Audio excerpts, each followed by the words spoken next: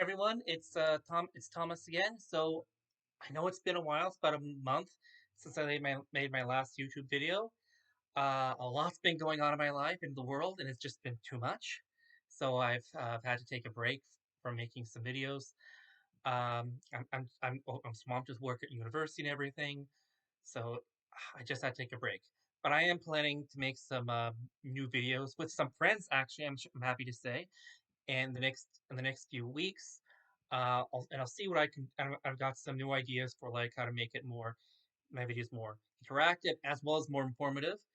It's gonna be a bit before it really takes off, so please be patient. But yeah.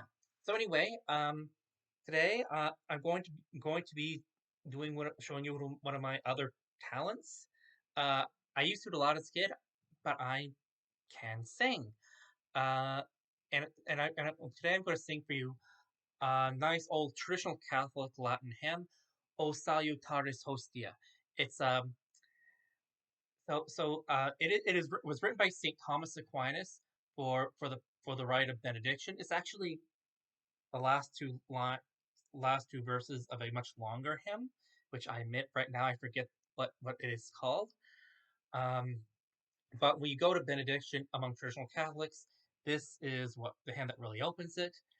So the benediction, for those of you who do not know what that is, it's when as traditional Catholic belief, we believe that the bread and wine at Mass literally becomes Jesus' flesh and blood, which is consecrated by a priest.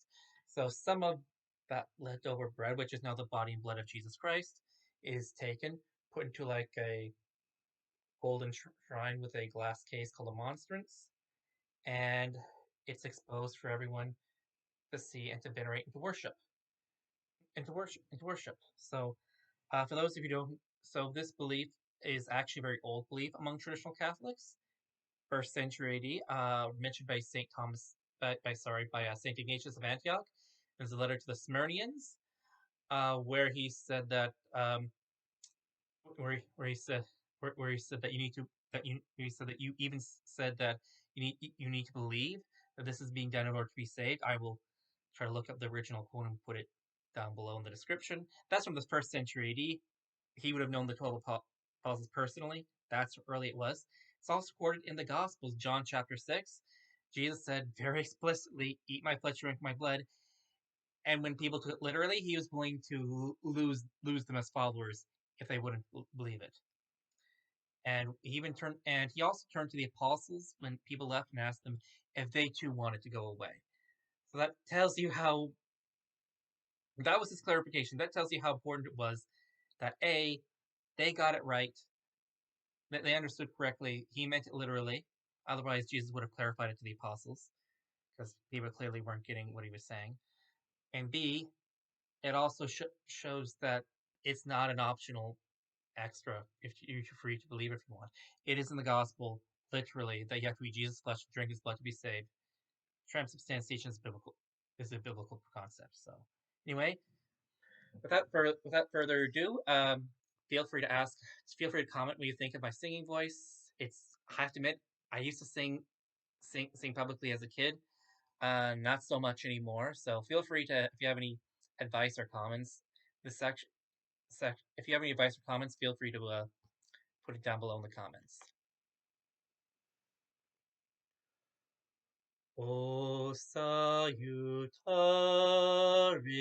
hostia, qui celi pendis ostium, bella primunt hostilia, daraber per auxilium, une trintoque Domino, sed septerna gloria, qui vitam seni termino, nobis done in patria.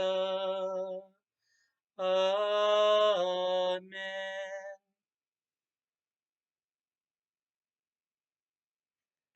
So again, that is like kind of this de facto the first time I really sung publicly in years. Feel free to comment what you think, and let me know if you have any suggestions, especially for traditional Catholic hymns or Nova Scotian patriotic or Canadian patriotic music. I'll happily see what I can do.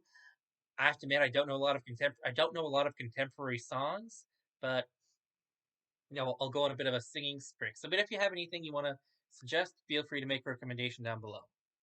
Stay safe. Stay safe, everyone.